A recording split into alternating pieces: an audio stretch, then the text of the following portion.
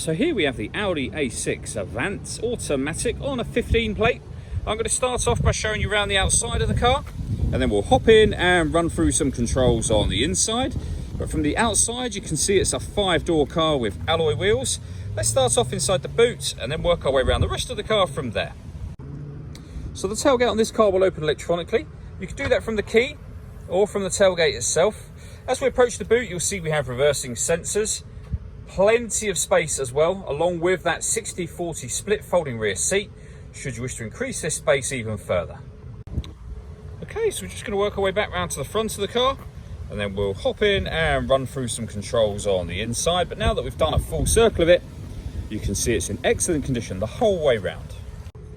Just briefly before we climb in, I think it's what we're seeing the interior from this exterior point of view. You get full leather seats. There's plenty to run through on the dashboard, so let's hop in and we'll do that now.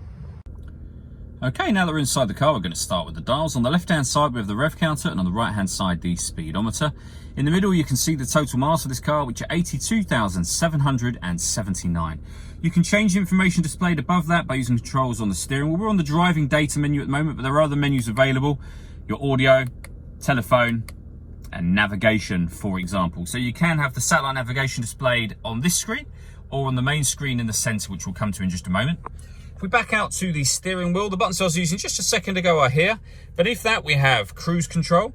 Over on the right-hand side, we have stereo and phone controls for the car. Over into the center, this is where you'll find the satellite navigation. So as I said, you can either have the display there or here, or of course both, as you can see us having displayed at this moment in time. If we go back to the main menu on the screen, all the movements that I'm making up on this screen, they're all being done using these controls just here. Essentially this dial and these 4 buttons, although you can access some of the menus directly from here, as you can see. But this dial will do everything, basically. So if you want to go to the radio, you can do. You can push that dial down. You can see up here, again, just using those same buttons, that when it comes to the radio, we have DAB, FM and AM available to us. If you want to listen to your own music, you can do. That's under the media heading just here.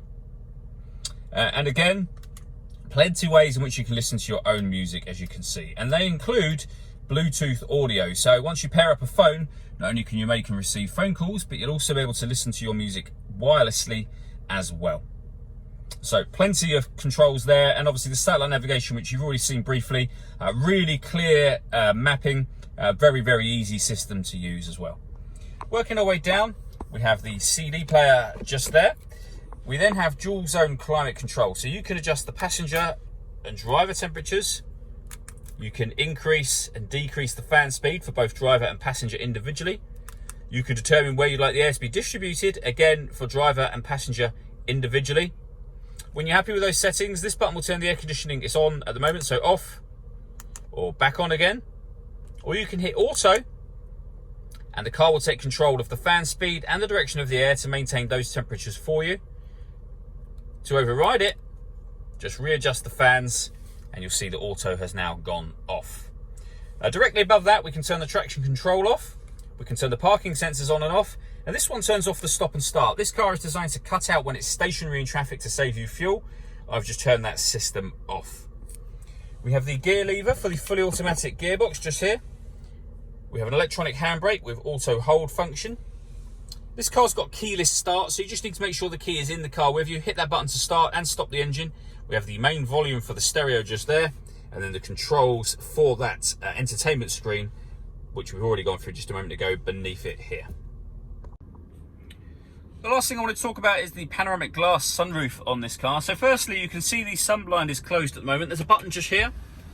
If I give that a push, that sunblind will now open all the way to the back of the rear seats.